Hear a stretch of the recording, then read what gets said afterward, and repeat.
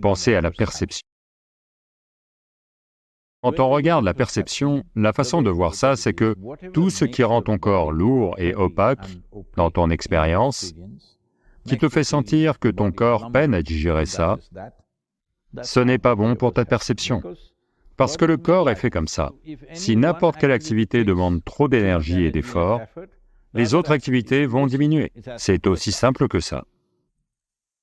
Supposez que tu utilises ton téléphone pour regarder des tas de vidéos. Quand tu veux passer un appel, il n'y a plus de jus, la batterie est vide. C'est exactement pareil.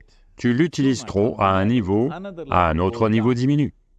Donc maintenir le processus digestif, qui est un processus de survie, le maintenir où il doit être, ni plus ni moins, est important. Un peu de fermentation va multiplier le biome de l'intestin de bien des façons.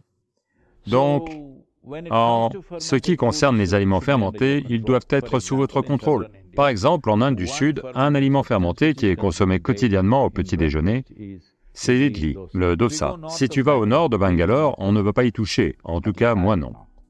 Parce qu'une chose, c'est que l'idli est comme une balle de golf.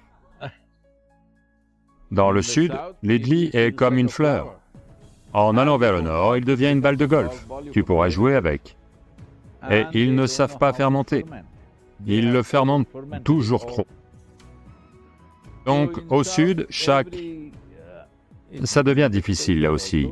Autrement, toute femme à la maison le savait. Elle va juste, toujours avec le petit doigt, elle le touche comme ça. Non, ça ne peut pas être utilisé.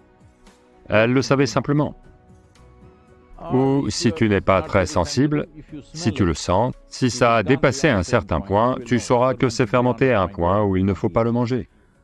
Donc ce genre de choses fermentées, on les offre toujours à nos plantes en fleurs, parce qu'elles fleurissent mieux quand elles reçoivent